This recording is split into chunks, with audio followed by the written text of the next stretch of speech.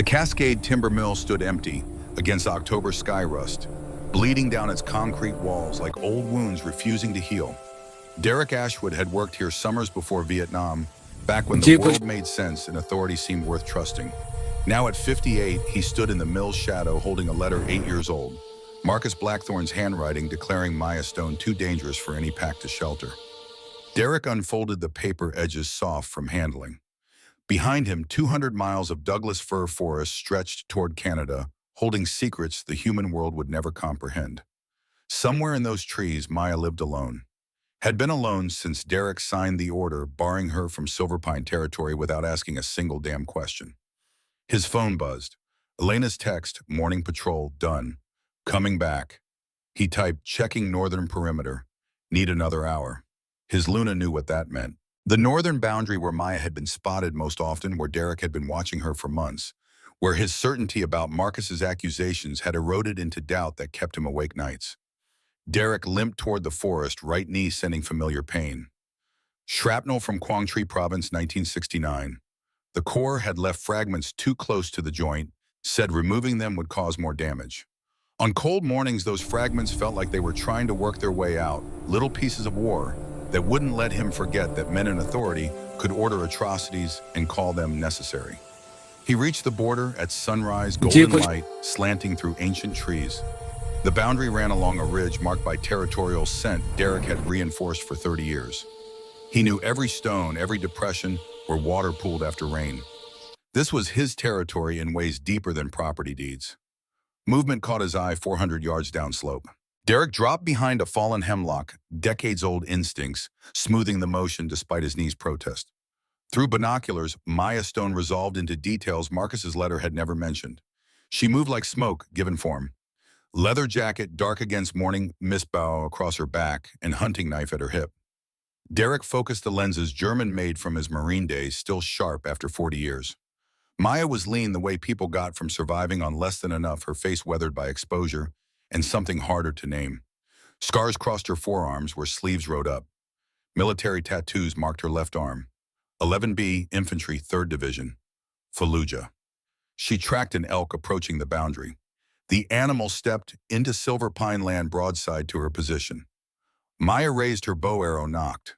Through the binoculars, Derek watched her hands steady, controlled aim that came from thousands of hours of practice. She held the draw 5 seconds, then slowly released tension and lowered the bow. Watched the elk feed another minute before turning away, leaving the kill untaken. Derek lowered the binoculars, feeling something twist in his chest. 8 years at his border, and according to every patrol report, she had never once violated his territory. What kind of dangerous rogue showed that restraint? Elena waited on the main porch when he returned, silver hair catching sunlight.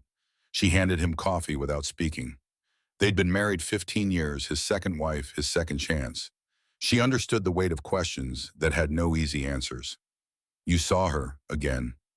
She let an elk walk past because it crossed into our territory. Derek sipped coffee, grateful for its warmth. Just watched it go. What are you going to do? Talk to her. Find out what really happened, because nothing I've seen matches what Marcus told me. Elena's hand found his. Be careful. Not of her, of what you might learn about yourself.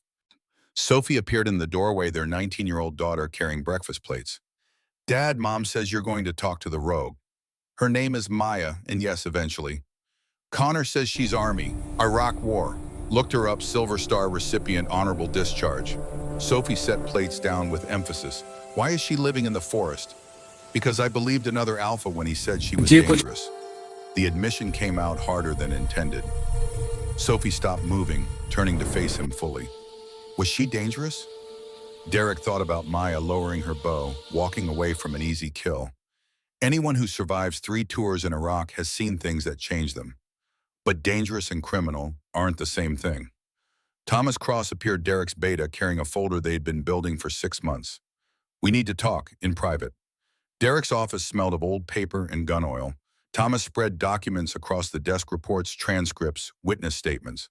I talked to 2 guards Marcus claimed Maya killed during her escape. They're both alive. Thomas tapped the first page. Both confirmed Maya knocked them unconscious, but deliberately didn't use lethal force. One of them, Vance Miller, said she apologized before hitting him. Derek read through the transcription, anger building with each paragraph. Marcus had lied. Not exaggerated, not mistaken, deliberately fabricated murders that never happened. There's more. Thomas pulled out military records with Pentagon letterhead. Maya Stone served 3 tours between 2004 and 2007. Honorable discharge, decorated for valor, recommended for Bronze Star. I talked to 3 people from her unit. All said the same thing: best soldier in their company, saved lives repeatedly, came home with PTSD she refused treatment for. Why did Marcus exile her? Thomas produced handwritten pages. This is Maya's own account, written before the trial, founded in Shadowcrest records. Derek read. The handwriting was precise, almost mechanical, devoid of emotional appeal. Maya described a 6-year-old girl named Grace Hayes, born with a neurological condition that made shifting difficult. Marcus's decree that Grace be abandoned beyond pact territory, effectively a death sentence justified by tradition. Maya's decision to extract Grace at night, carry her 80 miles to Portland, find specialists who could help place her with a foster family. She listed costs $12,000 from her deployment, savings her position in the pack, every connection she'd built over 34 years. The account ended. I chose a child's life over my Alpha's order. I'll make that choice again every time, no matter the cost. Derek set the pages down, hands not quite steady. She saved a child's life. Marcus wanted to kill a 6-year-old and Maya said no. Thomas nodded.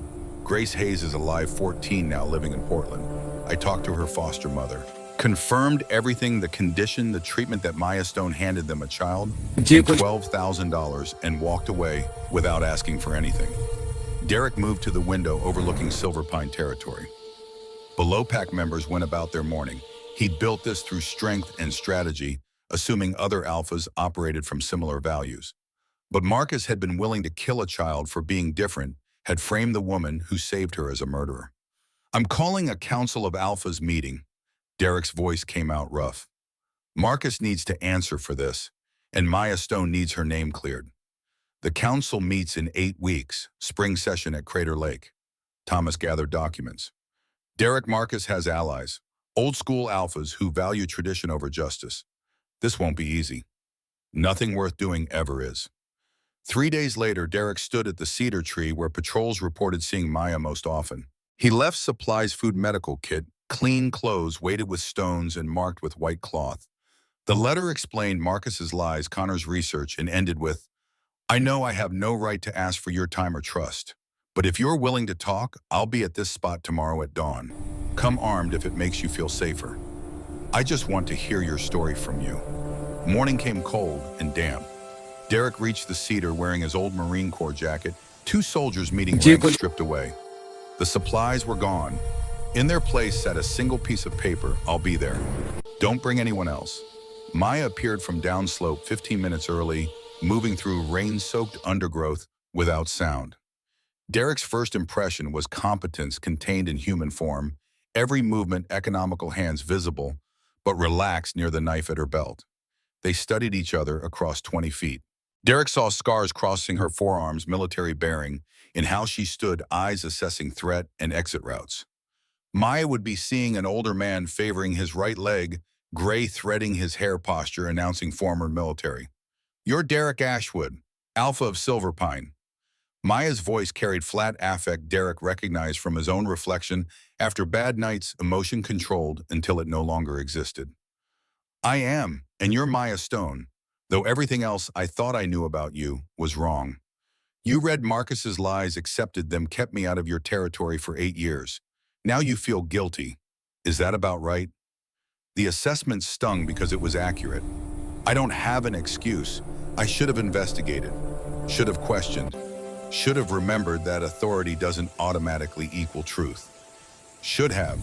Past tense isn't much use to someone who spent 8 years in a cave because she did the right thing. Derek absorbed the hit. You're right. But I'm trying to fix it now before I run out of time. How old are you? 58, old enough to know better. Maya's eyes flickered. I'm 42. I've been ages 34 to 42 in exile because my alpha wanted to kill a 6-year-old and I said no. We are not the same. No, we're not, but we're both soldiers. Marines 67 to 70. Your Army Iraq. We both know what it's like to follow orders and what it costs to question them. You think shared service makes us allies? Maya tilted her head. Where's the line between following orders that get people killed and questioning orders that save lives? Derek let her see the truth on his face. There is no line. There's only consequences and whether you can live with them. You couldn't live with letting Grace die. I can't live with keeping you in exile based on lies. What do you want from me? To hear your story, from you, not from reports. To offer you a place in Silver Pine Pack if you want it. Pack means following an alpha's orders.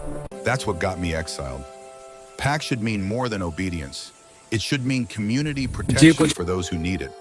Derek heard his own words as aspirational rather than descriptive. I'm trying to build that. Maya watched him for a long moment, rain streaming down her face.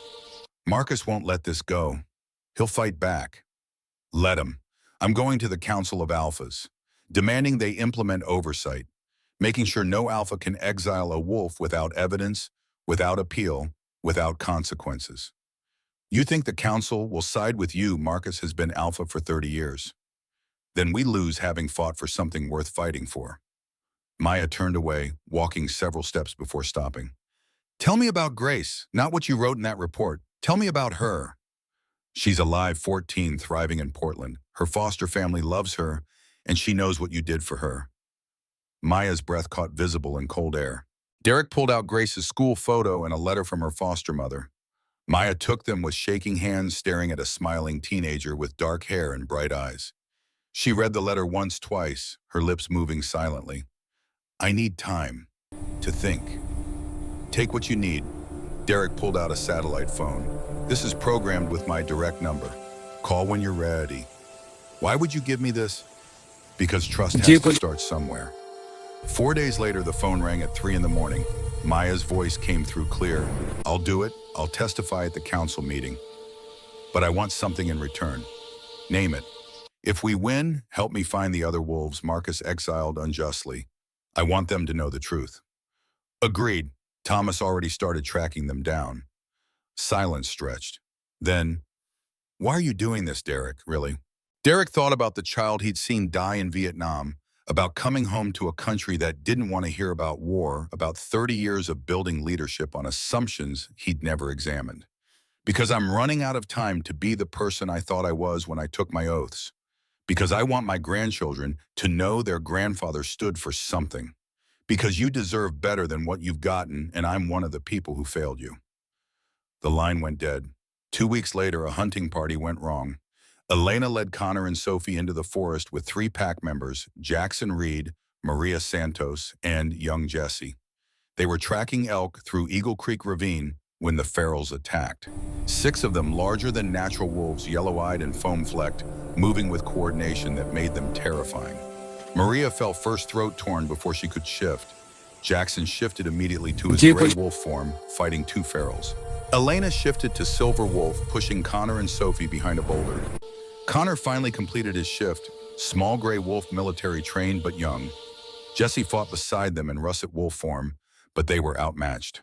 Maya was 3 miles away gathering herbs when she heard the first scream.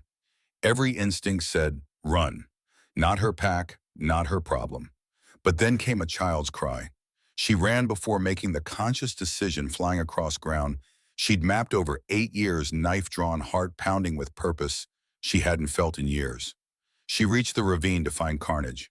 Maria dead, Jackson bleeding, Elena protecting her children, ferals circling for the kill. Maya launched from the ridge with a running leap, landing on the nearest feral, driving her blade through its skull base. It went down and she was already moving, rolling aside as another snapped at where she'd been. Elena's wolf eyes widened, rogue, helping them, but there was no time for questions. Maya fought like water, like wind, like something wild. She had no pack bonds to strengthen her, only skill and speed and ferocity born of 3 years in Fallujah and 8 surviving alone. She caught a feral mid-leap, using its momentum to redirect it into the ravine wall. Her knife found its heart. Another rushed from the side. She dropped low, letting it sail over, then sprang up to drive her blade into its exposed belly. 3 ferals down, 3 to go. but she was tiring blood running from a dozen cuts. The remaining ferals circled her, and Elena sensing weakness. Jesse tried to charge one and was batted aside. Connor started to shift back, trying to help, but the transformation was incomplete, painful. His cry broke something in Maya. She thought of another child years ago, another moment when she'd chosen to act. She let out a roar that was half human, half wolf, pure defiance, echoing off ravine walls. The ferals hesitated, confused by the challenge from a lone human. In that moment, Maya moved. She didn't fight like a pack wolf. She fought like a rogue with no honor, no rules, no mercy. She used terrain, the narrow space, the feral's own size, against them. When the last feral fell, its throat opened by her blade, Maya collapsed to her knees in blood-soaked dirt.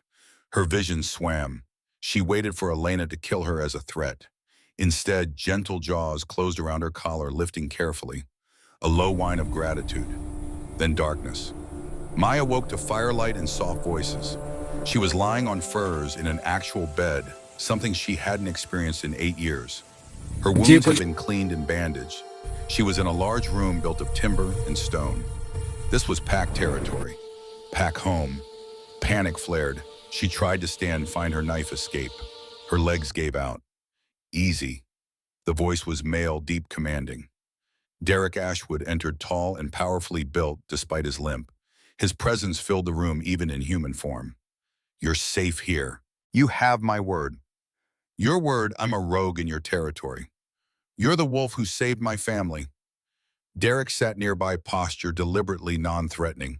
He told her Elena was healing, scarred, but alive. Connor, Sophie, Jesse, shaken but okay. Jackson recovering. Maria hadn't survived. Without you, I'd have lost everyone I love. Derek leaned forward. Why did you help us? We've never shown you kindness. Maya was silent. She could hear voices in the distance, pack members moving through the den, sounds of family and belonging. A child was in danger. That was reason enough. Derek studied her, seeing contradictions with Marcus's descriptions. Rest. No one will harm you. We'll talk when you are stronger. Over the next days, Maya remained in the guest room, learning to trust the walls that didn't close in immediately. Elena visited on the second day, bringing real food and asking nothing. Just sitting with her. Connor and Sophie came on the third day. Connor's serious at 22 military bearing, making him seem older. I froze when the ferals came. Couldn't shift fast enough. You're 22, you shifted at all. That took courage. Sophie, open and curious at 19, asked a million questions about living alone, tracking, fighting. Maya found herself almost smiling at the girl's enthusiasm. On the fourth day, Derek asked her to walk with him. He led her to an overlook where silver pine territory spread below, lights like stars on the ground. I need to know the truth. All of it. Marcus painted you as dangerous, but nothing I've seen matches that. So Maya told him everything. Growing up in Shadowcrest under Marcus's rigid authority, Grace Hayes, 6 years old with a neurological condition. Marcus's decree that she be abandoned. Maya's extraction 80 miles, carrying Grace to Portland, finding specialists, placing her with the Clarks, spending her entire deployment savings. Marcus gave me a choice, admit I was wrong or get exiled. He claimed I killed guards getting Grace out. Maya met Derek's eyes. Truth, I knocked them unconscious. They're both still alive. Marcus lied to every pack in the Pacific Northwest. Derek stood, walked to the window. When he turned back, his voice was quiet but hard. He lied to me, to all of us, and I didn't question it. You didn't know. I should have known, and Alpha's duty is justice, not blind acceptance. Thomas entered with more evidence. It's worse. I found 3 other wolves Marcus exiled unjustly over the past decade. All questioned his authority, showed mercy he considered weakness. The pattern is clear. He exiles dissenters to maintain control. Then we bring this to the council. Derek's voice carried steel, and we make sure it never happens again. That evening, Derek called a pack assembly. 60 wolves gathered in the Great Hall. Derek stood at the front, looking at faces ranging from children to elders. 8 years ago, I made a decision based on incomplete information. Another alpha told me a wolf was dangerous, and I believed him without investigation. Derek's voice carried weight of accumulated shame. I've spent 6 months investigating the truth. What I learned makes me ashamed. Maya Stone saved a child's life. The crimes Marcus accused her of never happened. I exiled an innocent woman based on lies. An older wolf named Jonathan stood. You want us to accept a rogue after 8 years alone? She could be feral. She's not feral. Derek's response came firm. I've been watching her for months. She hunts skillfully, respects boundaries, moves with purpose. But you're right to be cautious. I'm asking permission to hear her full story and bring findings back for a vote. Connor stood. Dad's right. I looked up Maya Stone's service record. Silver Star for carrying 3 wounded soldiers out of a firefight in Fallujah. She's a hero who's been treated like a criminal. The vote came clearly in favor, 48 yes, 12 no. The pack gathered again 3 days later. Maya stood at the front with Derek and Elena flanking her. She told her story. Grace the exile, Marcus's lies, 8 years surviving alone. When she finished, the Great Hall was silent. Ben Cross stood first, the eldest advisor, 68, scarred and white-haired. Alpha, I believe her, and I believe she deserves to be one of us. Others stood then one by one. Not everyone's 6 remained seated, but 47 stood declaring support. Derek felt their faith like weight and wings simultaneously. As Alpha of Silver Pine Pack, I formally offer Maya Stone a place among us. She will have all rights and responsibilities of Pack membership. Derek turned to Maya. But the choice is yours. Maya looked at faces watching her, Elena's smile, Connor and Sophie's hopeful eyes, even Ben Cross's grudging respect. She thought about 8 years alone and what it had cost. I accept. I would be honored to join Silver Pine Pack. Howls of welcome rose through stone and timber, announcing to all of the Pacific Northwest that Silver Pine had gained a new member. Pack bonds settled around Maya like warmth after endless cold. She was home, but home meant responsibility. The next morning, Derek called Maya to his office. Council of Alphas meets in 6 weeks at Crater Lake. I'm petitioning for law reform. Exile must require evidence, appeals, and Alphas who falsify accusations face consequences. Derek met her eyes. I want you to testify. Face Marcus. Get your name cleared. Maya felt fear and purpose both. What if we lose? Then you still have a place here. But Maya, this is about more than you. It's about the next wolf Marcus decides to exile. About changing a system that let him abuse power for 30 years. I'll do it. They spent the next weeks preparing. Thomas interviewed 3 other exile wolves from Shadowcrest, building a pattern of abuse. Maya practiced testimony, learning to speak trauma aloud without letting it destroy her. Derek coordinated with allies Astrid Ironwood, the eldest alpha, whose vote would be crucial. 2 weeks before the council, they drove to meet Astrid in Northern California. The journey took most of a day, winding through mountains to redwood forests, where Astrid's compound sat like something grown from the landscape itself. Astrid waited on the porch, 72 years old, silver hair and eyes that missed nothing. Derek Ashwood, you've driven a long way to plead Maya Stone's case. We've come to present evidence that Maya's exile was unjust and Marcus lied to every alpha in the region. Astrid's gaze shifted to Maya. You're the rogue who's been living at Silver Pine's border. I'm the soldier who saved a child's life and got exiled for it. Maya met the older alpha's eyes without flinching. Whether that makes me a rogue depends on whether you value life more than tradition. Astrid's expression shifted something like approval. I value evidence. Come inside. In the meeting room, Derek laid out their case witness statements, military records, guard testimony, admitting Maya had only knocked them unconscious. Astrid read through everything, her face revealing nothing. Finally, she looked at Maya. What do you want? If the council sides with Derek, what comes after? I want Marcus to admit he lied. I want him to acknowledge Grace deserved to live. I want him to face consequences. Maya's voice stayed steady. And I want the next person who questions an unjust order to not face exile without someone asking if the accusations are real. Astrid stood walking to the window overlooking redwood forest. Rain fell against glass, pattering that filled silence. When she spoke, her voice carried weight of 7 decades. I became Alpha in 1973, spent 4 decades learning that change is expensive, that tradition resists questioning. She turned back. But refusing to fight is its own price paid in self-respect and the ability to tell young wolves the system is fair. What are you saying? Derek asked. I'm saying I'll support your petition. I'll vote for oversight accountability reforms that should have been implemented decades ago. Astrid returned to the table. But Marcus won't accept this quietly. He'll fight back with everything he has. You need to be ready. We'll be ready.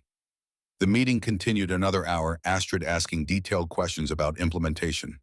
Maya sat quietly through most of it, only speaking when addressed.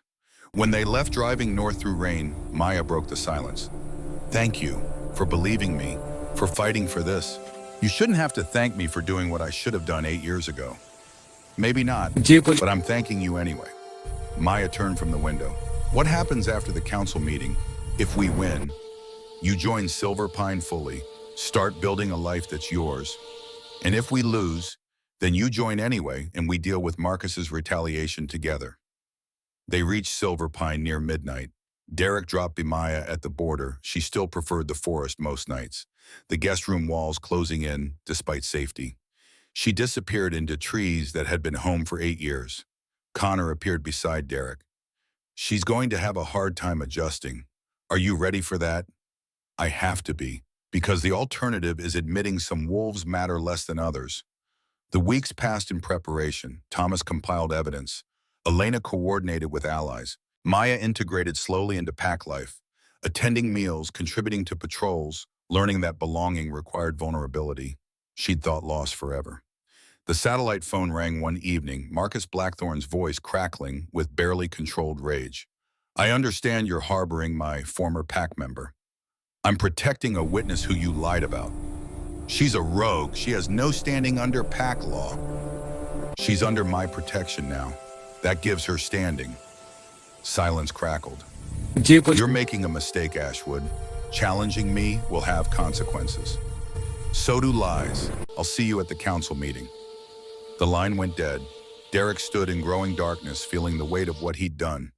He'd declared war on Marcus, and the next weeks would determine whether justice could triumph over entrenched power. Maya found him on the porch. He's going to fight dirty. I know. Are you ready for that? Derek thought about Vietnam, about watching Maya walk away from an elk, about Grace Hayes alive because one woman had chosen compassion. I'd better be. The convoy departed for Crater Lake at dawn. Derek, Elena, Maya, Thomas, Connor, and 4 security wolves. The 200-mile journey took most of the day. They reached the council grounds at sunset, ancient stone amphitheater, overlooking water so blue it hurt to look at. Other alphas were arriving. Derek saw allies, Astrid with her silver authority, Robert Chen with lawyer's precision. He saw opposition, Marcus with cold fury, Victor Petrov with old-school contempt. And he saw swing votes, 5 alphas, whose decisions would determine everything. Marcus spotted Derek across the plaza. Their eyes met with recognition of impending conflict. Neither looked away. 2 alphas who respected each other for 30 years, now preparing to destroy that respect. Elena touched Derek's arm. Whatever happens tomorrow, I'm proud of you. Derek squeezed her hand. Then he turned to Maya, who stood watching wolves gather with wariness of someone expecting attack. Last chance to back out. I want to do this, Maya's voice carried steel. For Grace, for the others, for myself. Then that's what we'll do. Derek didn't sleep that night, reviewing testimony and arguments and counters to everything Marcus might say. At 3 a.m., he gave up walking to the amphitheater to stand where he'd speak in hours. The stone seats rose in tiers, ancient construction that had witnessed centuries of pack politics. Maya's voice came from behind. I'm ready, or as ready as I'll ever be. You don't have to do this. Yes, I do, because if I don't, Marcus wins. The sun rose over Crater Lake, painting water in rose and gold. Council members gathered, 13 alphas in formal attire, advisors carrying briefcases, the machinery of pack politics stirring to life. The council session would begin at 10. Everything they'd fought for, everything they'd built, would be decided in the hours that followed. Derek felt the weight of 58 years of 3 decades as alpha, of choices made and mistakes acknowledged. But he also felt something else, certainty that fighting mattered, that challenging injustice was worth the cost, that wolves like Maya deserved better than systems built on unquestioned authority. The battle was coming, and Derek Ashwood, former Marine and current alpha, was ready. Astrid Ironwood called the council session to order at 10 a.m. sharp, her voice carrying authority that made the amphitheater feel smaller despite its ancient vastness. 13 alphas sat in the highest tier, their advisors and witnesses arranged below in hierarchies, visible to anyone who understood pack politics. Derek stood in the center circle where speakers addressed the council, feeling the weight of 60 pairs of eyes. We gathered to address a petition from Alpha Derek Ashwood of Silver Pine Pack. Astrid's formal tone made everything that followed feel inevitable. The petition requests reform of exile protocols, including evidence requirements, appeal processes, and consequences for false accusations. Alpha Ashwood, present your case. Derek had practiced this speech for weeks, but standing here with Marcus's glare burning into him from across the amphitheater, the words felt inadequate to the task. He began anyway. Honored Alphas, I come before you not to challenge tradition, but to question whether our traditions serve justice. His voice steadied as he found his rhythm. 8 years ago, I received word from Alpha Marcus Blackthorn that a wolf named Maya Stone was dangerous, a murderer who'd killed pack members and gone feral. I accepted his word without investigation. I barred her from Silver Pine territory based on trust in a fellow Alpha's judgment. He paused, letting the admission settle. 6 months ago, that wolf saved my family from feral attack. She nearly died protecting strangers who'd shown her nothing but suspicion. That made me ask questions I should have asked 8 years earlier. What I learned makes me ashamed. Thomas activated the projection screen, displaying documents one by one as Derek spoke. Marcus Blackthorn claimed Maya killed 2 guards during her escape. Both guards are alive. Guard statements appeared, Vance Miller's face visible in video testimony. He claims she stole pack resources. She spent $12,000 of her own deployment savings saving a child's life. Bank records, medical reports, foster family statements. He claims she was violent and unstable. She's a decorated combat veteran with an honorable discharge and a Silver Star for valor. Military records filled the screen, awards and commendations that painted a picture nothing like Marcus's accusations. Derek let the evidence speak for several minutes before continuing. Everything Marcus Blackthorn told us was a lie, and I believed him because questioning another Alpha felt harder than trusting him. That's my failure. But it's also the system's failure, a system that allows Alphas to exile wolves without evidence, without appeal, without accountability. Marcus stood before Derek finished, his face flushed with controlled rage. This is personal vendetta disguised as reform. Maya Stone violated pack law. My judgment was sound. Derek confuses gratitude with justice because she saved his family. Your judgment was built on lies. Derek's response came swift. We have testimony from the guards you claim she killed. We have financial records showing she used her own money. We have military records proving her service.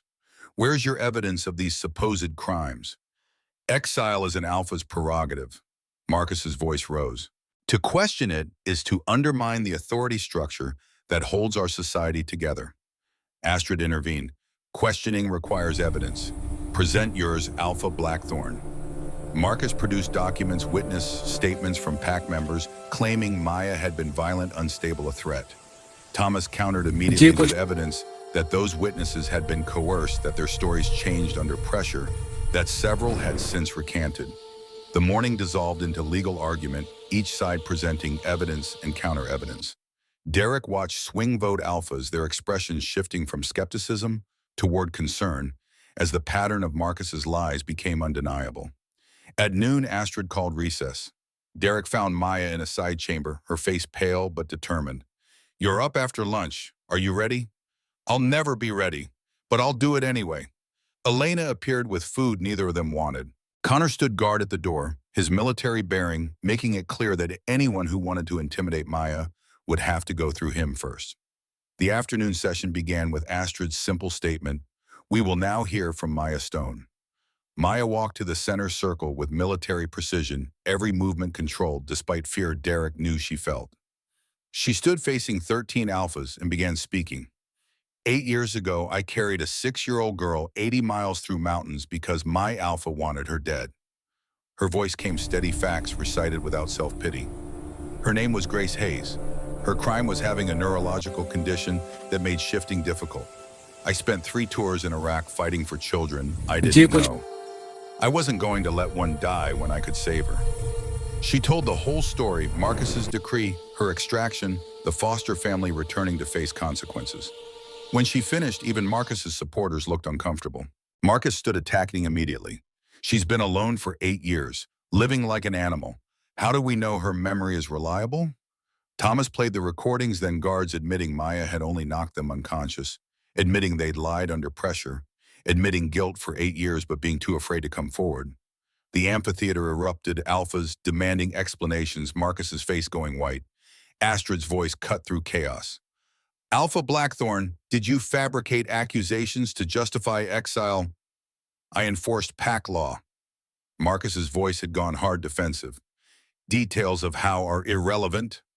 Details of falsely claiming murder aren't irrelevant. Astrid's tone carried steel. That's perjury before this council. The door at the back of the amphitheater opened. 3 wolves entered, current Shadowcrest pack members, not exiles. The leader, an older woman with Delta rank authority, walked to the witness area. Alpha Marcus, we must speak truth. Her voice shook but held firm. We can't stay silent anymore. Everything Maya Stone said is true. We saw Grace Hayes. We watched you order her death. We've been afraid to speak because we feared exile ourselves. Marcus's expression contorted. Traitors, you'll all be... Silence. Astrid's command stopped him cold. They're speaking under council protection. You will listen. The 3 Shadowcrest wolves testified, confirming every detail of Maya's story. Then Thomas presented more evidence. 3 other wolves Marcus had exiled over the past decade, all for questioning his authority, all with fabricated accusations. Rachel Winters, who'd given food to starving families. Carson Wade, who'd questioned execution of trespassing rogues without trial. A pattern of systematic abuse spanning years. By late afternoon, Marcus's credibility was shattered. Even his traditional allies looked troubled by the weight of evidence. When Derek presented his formal proposals, exile requiring evidence, appeals, process consequences. For alphas, who falsify accusations, several swing vote. Alphas were nodding before he finished. But Marcus had one more card to play. If you implement these reforms, you destroy pack cohesion. His voice carried desperation now. You strip alphas of authority necessary to maintain order. You invite chaos from every wolf who wants to question their leader. This isn't reform, it's revolution that will tear our society apart. Viktor Petrov stood Marcus's strongest ally. Alpha Blackthorn is right. We maintain order through clear hierarchy. Questioning that hierarchy, allowing pack members to challenge decisions, it's recipe for anarchy. Derek felt the momentum shift slightly. Fear of change was powerful, even when change was necessary. He stood again, knowing this response would determine everything. Anarchy, number, accountability. Derek's voice carried conviction built over 58 years. We're not saying wolves should question every decision. We're saying alphas should provide evidence for accusations that destroy lives. That's not revolution, it's basic justice. Astrid raised her hand for silence. The council will deliberate. All witnesses and petitioners will withdraw while we discuss. The waiting was torture. Derek, Maya, Thomas, and Elena sat in an anteroom for 2 hours while 13 alphas debated their future. Connor brought coffee, no one drank. Sophie texted updates she'd heard from pack members, watching live streams. Public interest in the council session had exploded, human media covering it as civil rights story. Finally, they were called back. Astrid stood, her expression giving nothing away. The council has voted on 3 questions. First was Maya Stone's exile unjust. Hands rose across the tier. Derek counted 11 yes, 2 no. Even some of Marcus's allies had voted against him. Second, should exile require evidence and appeal processes? 10 hands rose, close but passing. Third, should alphas who falsify accusations face consequences? 9 hands, the narrowest margin, but still a majority. Astrid's voice rang clear. Alpha Marcus Blackthorn, you are hereby censured by this council. All future exiles from Shadowcrest Pack require our approval. You will provide reparations to Maya Stone, $12,000 to replace what you took from her. And you will publicly acknowledge that your accusations were false. Marcus's face went white with rage. This is tyranny. This is justice. Astrid's response came cold. You will comply or face removal as Alpha of Shadowcrest Pack. The threat of removal hung in the air. Marcus stared at Astrid, then at Derek, his expression promising future retaliation. But he nodded, once acknowledgement forced by circumstance rather than remorse. Astrid turned to Maya. Maya Stone, the council recognizes the injustice done to you. Your exile is nullified. You may return to Shadowcrest if you wish with full restoration of rights. Maya's voice came firm. Silver Pine is my home now. I'm not leaving. Applause rippled through the chamber, even from some of Marcus's own pack members. Derek felt relief so profound, it was almost dizzying. They'd won. Against tradition and political pressure, against Marcus's decades of influence, they'd won. But as they prepared to leave, Thomas pulled Derek aside. We have a problem. One of Marcus's wolves heard him on the phone outside. He was arranging something with wolves from outside his pack. Sounded like he's planning retaliation. Derek's relief evaporated. What kind of retaliation? Physical? Violence? He's not accepting this defeat. They drove back to Silver Pine in convoy hyper-alert for ambush that never came. But tension ratcheted higher with each mile. Marcus had lost politically, been humiliated before the council faced consequences that would echo through his remaining years.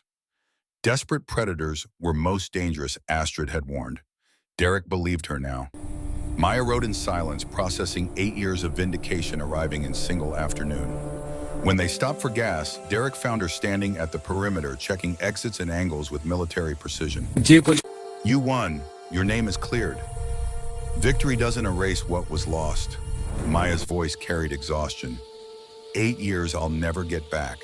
Grace growing up without knowing me. The person I might have been if Marcus had valued mercy. No, but it prevents the next 8 years. Prevents the next Maya from losing what you lost. They reached Silver Pine at midnight to celebration, 60 wolves gathering to hear how the council had gone erupting in howls when Derek announced the victory. Maya stood at the edge, overwhelmed by attention, uncertain how to accept belonging after so long alone. The pack celebrated into the night, but Derek couldn't shake Thomas's warning. Marcus was planning something. And wounded predators attacked without warning, without rules, without mercy. Security increased over the next days. Patrols doubled. Cameras installed.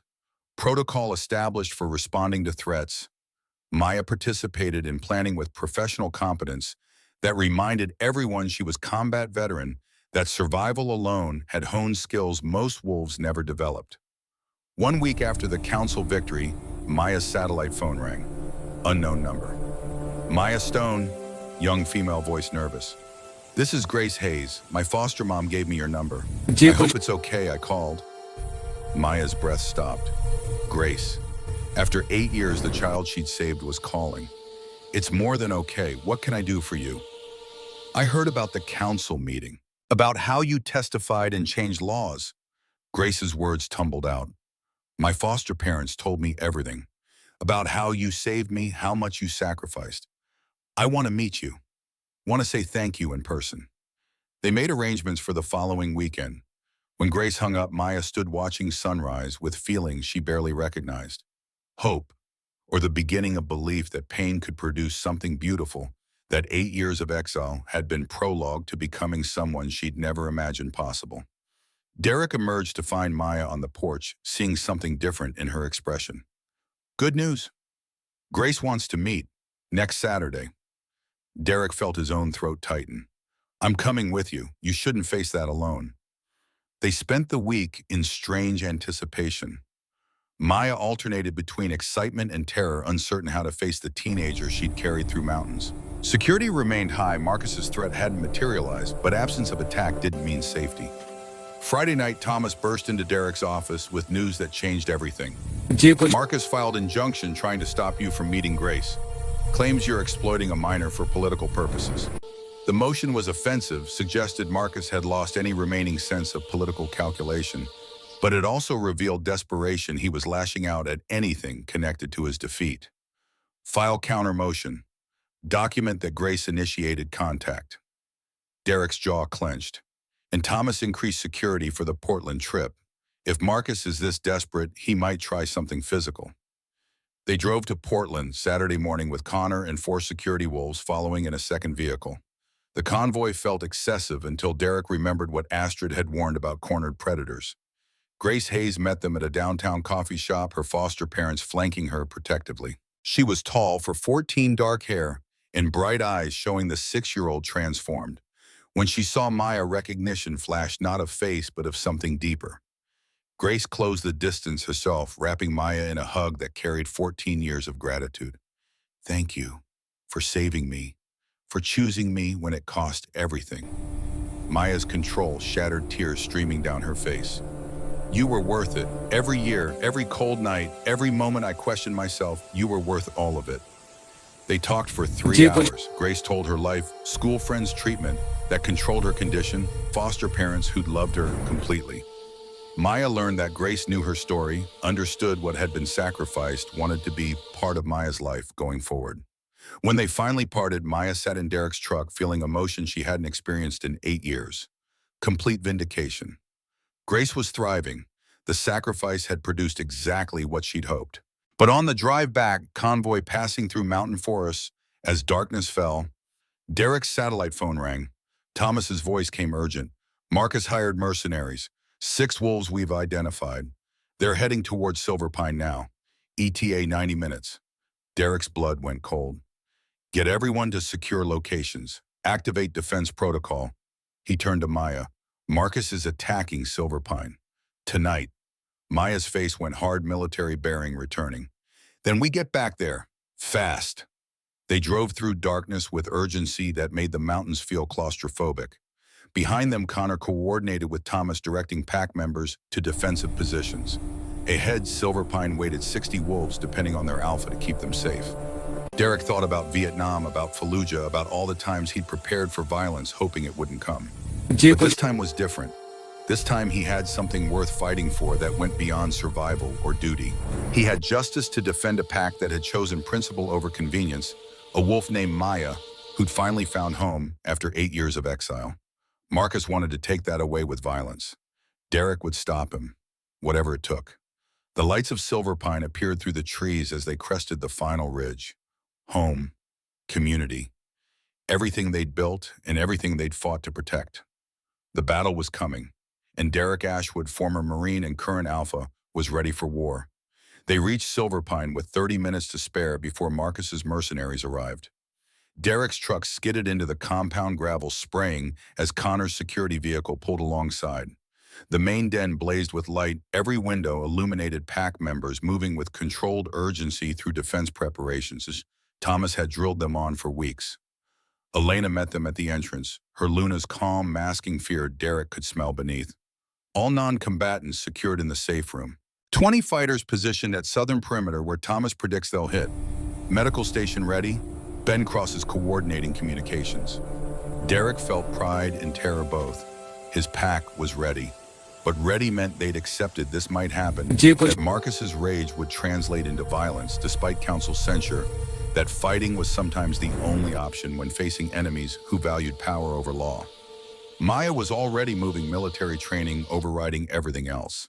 She checked weapons distribution, corrected positioning, where wolves had clustered, instead of spreading, spoke with authority that came from Fallujah and 8 years surviving threats these pack wolves had never faced. They'll hit at dawn. Her assessment came certain. Professional mercenaries don't attack at night in unfamiliar territory. Too much chaos, too easy for defenders to use knowledge of terrain. They'll want first light when they have visibility advantage. Connor nodded agreement, 2 combat veterans recognizing truth in each other's tactical assessment. That gives us 4 hours to prepare. Derek called his fighters together in the main hall, 20 wolves ranging from Jackson Reed at 45 to young Jesse at 24, all of them understanding they might die before breakfast, defending something Marcus wanted to destroy. He looked at their faces, seeing trust that humbled him. Marcus Blackthorne has hired 6 mercenaries to attack us. They're coming because we dared to challenge his authority, because we demanded accountability, because we gave Maya Stone justice she deserved.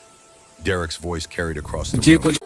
We could surrender, could apologize, could pretend the council vote didn't happen.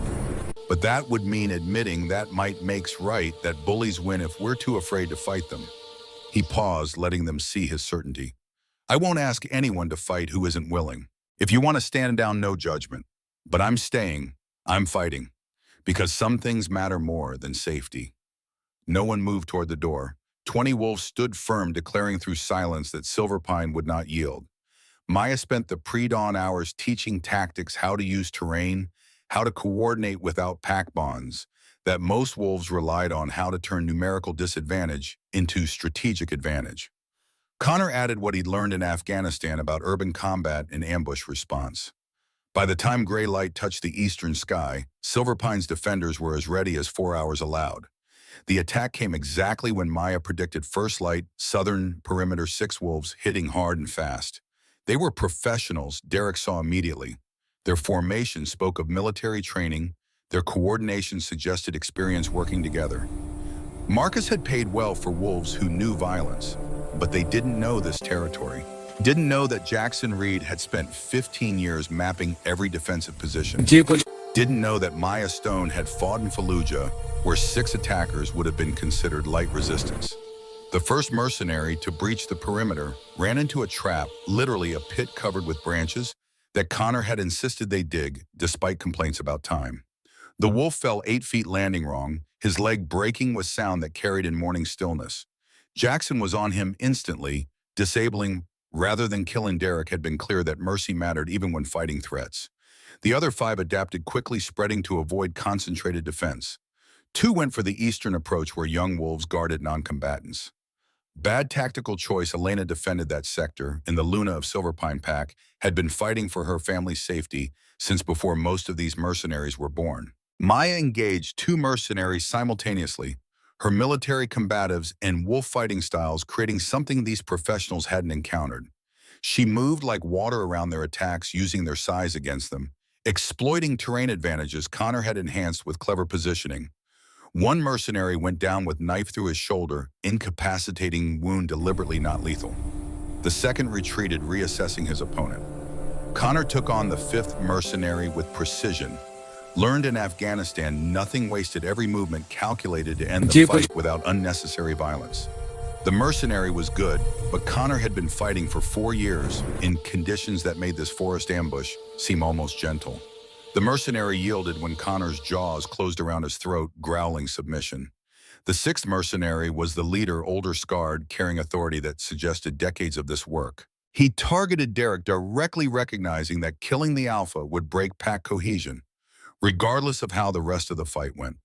They clashed in the clearing between the main den and forest, 2 wolves circling in forms that showed their respective histories. Derek's gray wolf bore scars from Vietnam and 30 years of pack challenges. The mercenary's brown wolf moved with professional efficiency that spoke of violence as an occupation rather than necessity. Derek felt his age immediately. The mercenary was faster, stronger, unburdened by injured knee or 58 years of accumulated damage. But Derek had something the mercenary lacked: absolute certainty about why he fought. This wasn't about, this was home. They fought for 3 minutes that felt like hours, both taking damage, neither yielding. Derek's knee gave out once, sending him rolling, and only Elena's intervention, the silver Luna crashing into the mercenary from the side, saved him from a killing blow. The mercenary faced 2 alphas, then recognized the shift in odds and did what professionals did when contracts went bad. He signaled withdrawal. The remaining 3 mercenaries, who could still move, retreated, carrying their wounded, leaving Silver Pine bloodied but unbroken. Derek shifted back to human form, breathing hard, pain radiating from his knee and a dozen new injuries. Lena shifted beside him, her own wounds bleeding but not critical. Around them, their pack stood victorious, battered, exhausted, but alive. Maya approached, knife still in hand, face spattered with blood. That wasn't all hers.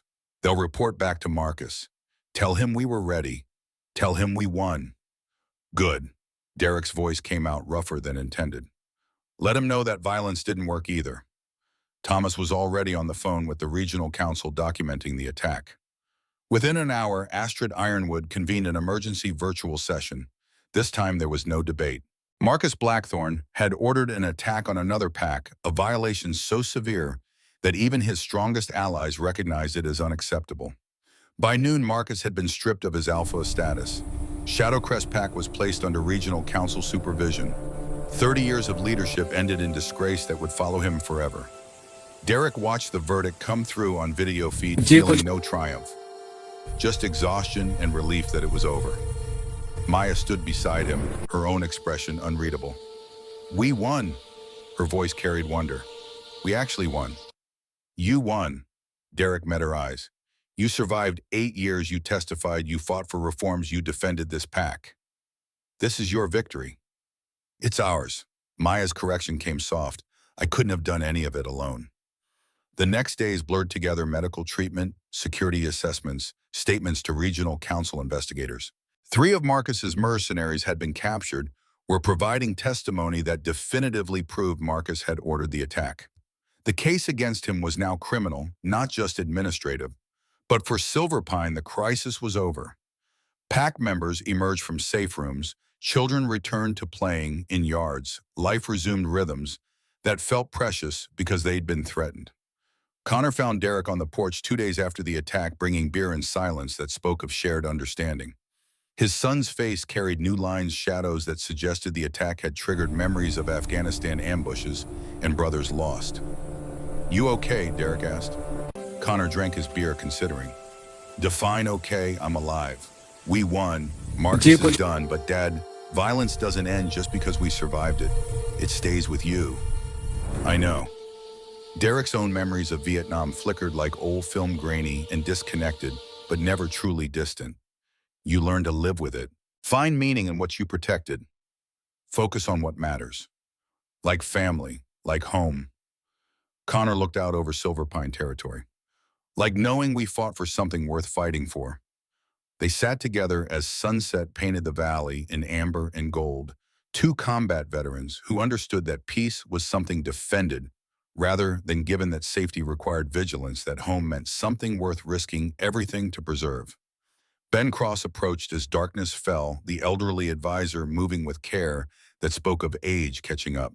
He'd been everywhere during the attack, coordinating communications, managing non-combatants, proving that leadership took many forms beyond combat. "Maya's looking for you."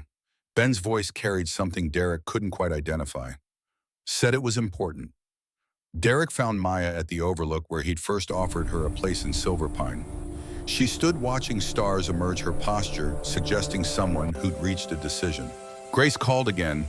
She wants to visit, wants to meet the pack, see where I live, understand what I've built here." "That's wonderful." "It is." Maya turned to face him. "But Derek, I need to tell you something about why I'm here, about what this place means." She took a breath, words coming with effort that suggested walls finally crumbling. 8 years ago, I thought my life was over, thought Marcus had taken everything that mattered. I survived on anger and purpose, making sure Grace was safe, making sure her sacrifice meant something. But I didn't think I'd ever actually live again. Just exist until existence ended. Derek waited, understanding that this confession was gift that Maya was offering, vulnerability she'd learned to weaponize against. "You gave me more than justice. You gave me back the possibility of home, of belonging, of mattering for more than survival." Maya's voice broke slightly. "I don't know how to repay that. Don't know how to be the person you've invested so much in saving. You don't repay it, you just accept it." Derek stepped closer. "Maya, you're not a project or investment. You're pack, your family.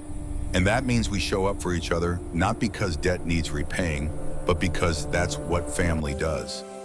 Maya's tears finally came, 8 years of suppressed emotion breaking through walls she needed for survival, but no longer needed for life. Derek pulled her into embrace that felt paternal rather than romantic. 58-year-old Alpha, who'd found in this 42-year-old combat veteran something like the daughter he'd never had. They stood together under stars that cared nothing for pack politics or justice or reform, stars that had witnessed every human drama and remained unchanged. But Derek and Maya had changed, had become through struggle and choice and refusal to surrender, something neither had been when this started. The epilogue arrived not as dramatic conclusion, but as quiet Sunday 5 years later. Derek sat on the porch at 63, watching territory he'd defended for 35 years. Silverpine had grown to 75 wolves as reform pack. Law attracted wolves seeking community that valued accountability as much as loyalty. The reforms they'd fought for had spread 18 packs across North America, had implemented oversight, dozens more were discussing it.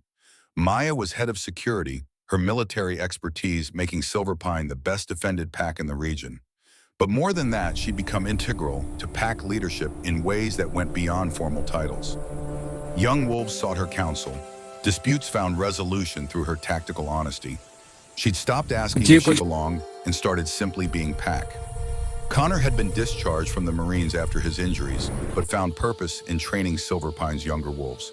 2 years ago, he'd met a wolf named Sarah, no relation to Ben Cross's lost daughter, though the coincidence felt meaningful. They'd mated last year and their daughter Emma had been born 6 months ago. Derek held his granddaughter most evenings, finding in her small weight, meaning that transcended politics or justice, or any of the battles he'd fought. Sophie was in graduate school, studying pack law, determined to formalize reforms her father had fought for to create legal framework that would survive individual alphas' commitment to justice. She called weekly with updates on her thesis about accountability mechanisms in traditional governance structures. Grace Hayes visited monthly, her relationship with Maya deepening into something that resembled family, despite the missing years. She was 19 now, attending medical school at OHSU in Portland, specializing in neurological conditions like her own. She'd testified before Congress 6 months ago about PAC civil rights, bringing public attention to reforms that had started with Maya's exile and Derek's choice to question authority. Elena found Derek on the porch as sunset approached, sitting beside him with comfortable familiarity of 20 years. "You look thoughtful." "Just reflecting on how far we've come, what it cost. Was it worth it?" The question she'd asked before now carrying different weight.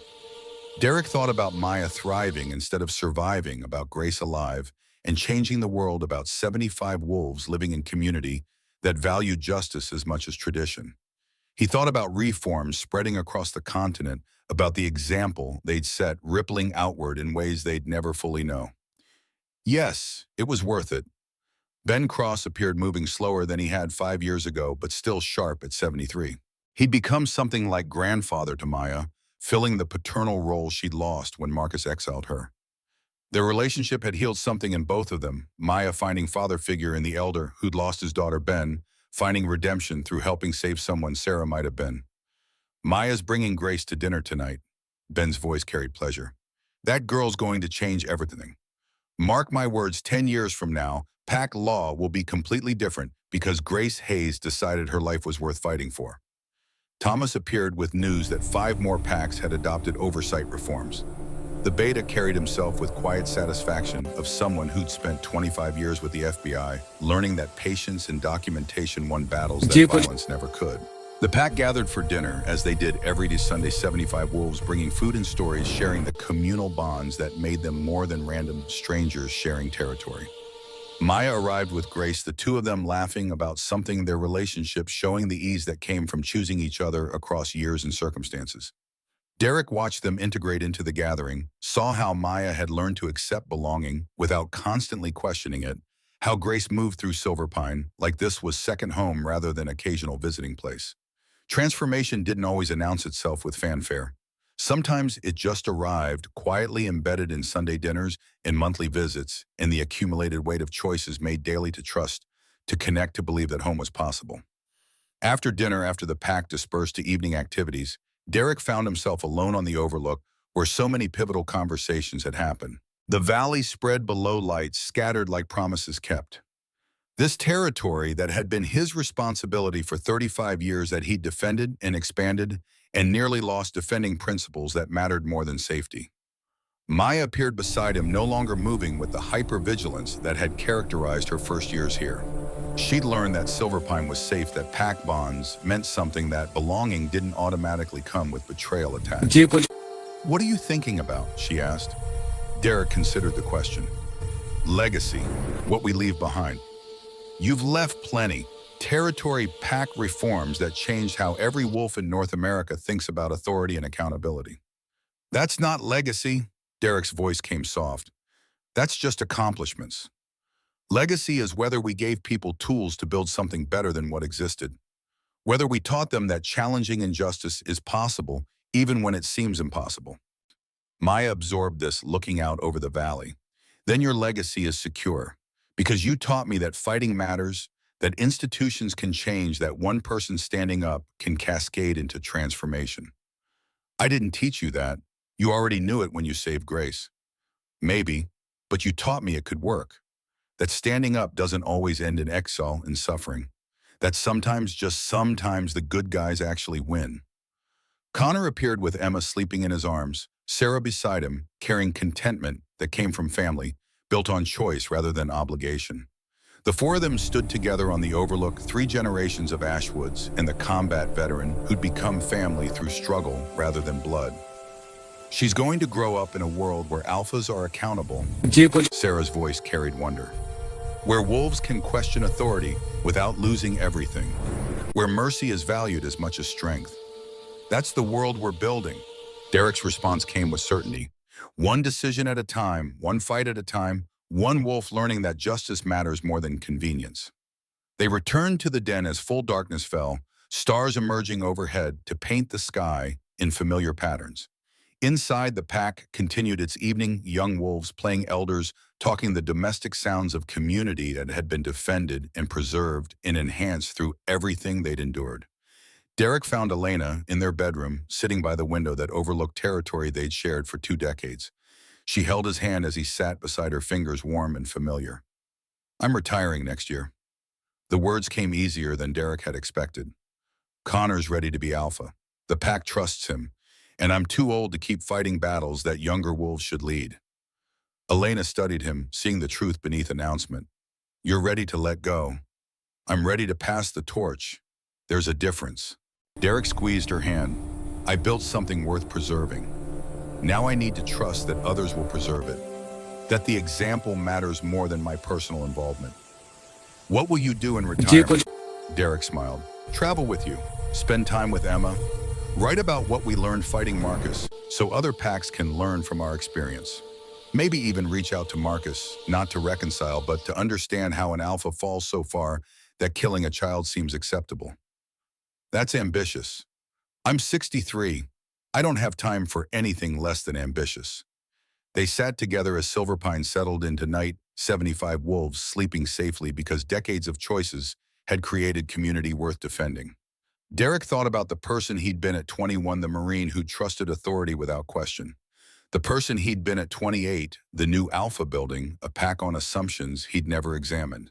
The person he'd become at 58, finally learning that leadership meant admitting mistakes, that strength included vulnerability, that justice mattered more than pride. He thought about Maya sleeping in her own house, now small cabin she'd built on the eastern edge of territory, far enough for privacy, but close enough to reach the den in minutes. She'd learned to trust walls again, to sleep without weapons within immediate reach, to believe that morning would come without bringing new threats. He thought about Grace preparing for medical school exams, studying conditions like her own, so no other wolf would face death sentence for being different. She'd found purpose in pain, transformation in trauma, meaning in surviving what should have destroyed her. He thought about the other 16 wolves Marcus had exiled, now scattered across North America, but all carrying knowledge that their suffering had produced systemic change, that their stories mattered, that justice had eventually arrived even when delayed 8 years. And he thought about Marcus Blackthorne, stripped of authority and living under council supervision. His 30-year reign ended in disgrace. Derek felt no triumph in that ending, only sadness that someone who could have built something beautiful had instead created suffering until stopped by force. The future stretched uncertain, as futures always did. Challenges would emerge, resistance to reform new alphas who valued tradition over accountability, inevitable regression that required constant vigilance to prevent. But the foundation was laid, the precedent set, the example visible for any wolf willing to learn that authority without accountability was tyranny, that justice mattered more than convenience, that fighting for principles could actually succeed. Derek Ashwood, former Marine and soon-to-be former Alpha, closed his eyes, feeling peace he'd sought for 63 years. He'd been soldier leader, father, husband. But what he'd ultimately become was someone who'd chosen right over easy, justice over comfort, accountability over authority. He'd made mistakes. 8 years of Maya's exile testified to that. But he'd admitted those mistakes, fixed what he could fix, and built systems to prevent future failures. That was legacy, not the territory or reforms or political victories, but the example of someone learning that growth required humility, that leadership meant serving rather than commanding, that the courage to change mattered more than the pride of being right. Somewhere in the forest, Maya stood outside her cabin, watching stars wheel overhead. feeling belonging she'd thought forever lost. Somewhere in Portland, Grace studied medical texts transforming trauma into purpose. Somewhere across North America, wolves learned that challenging injustice was possible, that systems could change, that one person standing up could cascade into transformation. And in Silver Pine Pack's 75 wolves slept safely protected by 35 years of choices that prioritized justice over convenience, mercy over tradition, growth over stagnation. The work was never finished, but tonight it was enough. Tomorrow would bring new challenges, new fights, new opportunities to prove that fighting mattered. But tonight, Derek Ashwood, former Marine and current Alpha, allowed himself to rest, to feel satisfaction in battles won in wolves, saved in systems changed, to feel at last that legacy was secure, that the torch would pass, that justice once won could be preserved. That home was something built rather than found defended, rather than given, chosen daily through small decisions that accumulated into transformation. This was enough. This was everything. This was home.